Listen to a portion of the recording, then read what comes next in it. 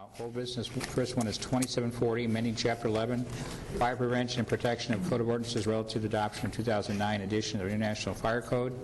It allows a more rapid access to the property without damaging the property. This key box system greatly does that. I think that we have not duly considered all the privacy and Fourth Amendment issues that come along with having the keys of your business or to your home on the front of your property. In this day and age, to have access to everybody's apartment. Let's say a city government employee decides that they need a new Xerox copy machine. Who would be liable? Or they need a new printer or a new computer. What if a key is stolen? Now, you wouldn't think that anyone would do something like that, but we don't know. Apparently this box is going to be universal, and that's going to have everybody's apartment keys. What if someone gets murdered or raped? Will the city be liable for that? Our job is to make sure property and people remain safe. If I have a fire, I don't think I'm going to worry about the cost of the door being broken down to get into my house to put out the fire. What gives you guys the right to mandate, do an unfunded mandate on the citizens? This opens up a big can of worms into the intrusion of our private property and our rights.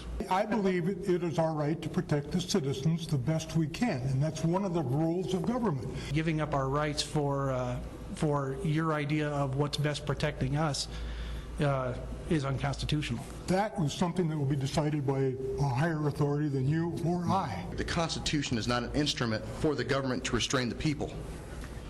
It is an instrument for the people to restrain the government. We can't eliminate all risks in life because to have freedom, that involves risk. And the more laws you have, the less freedom you have. There's a lot of speculation on constitutionality, and I speculate that the question of constitutionality has probably been asked. To me, not to think that the constitutionality of something has never been questioned, yeah, I've thought of that, but, you know, it's never been decided by the judicial branch that it's unconstitutional to mandate these. Let's say something happens in a building, whether there are people in there or not, and an alarm goes to the fire department and the fire crew arrives. It could be a false alarm, so do you want them to just tear down everything, go inside to find out there is nothing? Or if you're out of town, they should just wait around. No, I say go in and tear it down because I have insurance for that kind of stuff. I'd still like to have the old-fashioned way and not have everybody have access to my house. This ordinance in no way affects residential property. There's absolutely no effort to put lock boxes on my house, and I wouldn't let them. This seems to me to be a slippery slope. First you're talking about commercial buildings, then I hear triplexes, then duplexes, then it could go to single apartment dwellings, and then who's to say it would not go to residential? If you guys think that there's not more people than what's here tonight that are going to balk on this, you're wrong. I assure you, the next reading there's going to be a lot more people here. Merits of an idea does not depend on the number of people who hold that idea. If it's something unsafe, we, the elected officials of this city, will do everything we can in the best of our abilities to protect the citizens. It doesn't matter how many people are in this room. We have to protect everyone.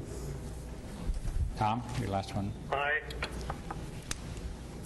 6 voting aye, 1 voting nay, Mr. Mayor. Will be a third reading for the next council meeting 3 weeks from tonight, and you're free to talk to any of us between now and at the meeting also.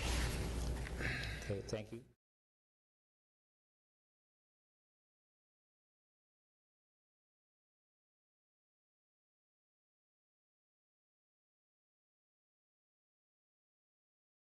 Merits of an idea does not depend on the number of people who hold that idea.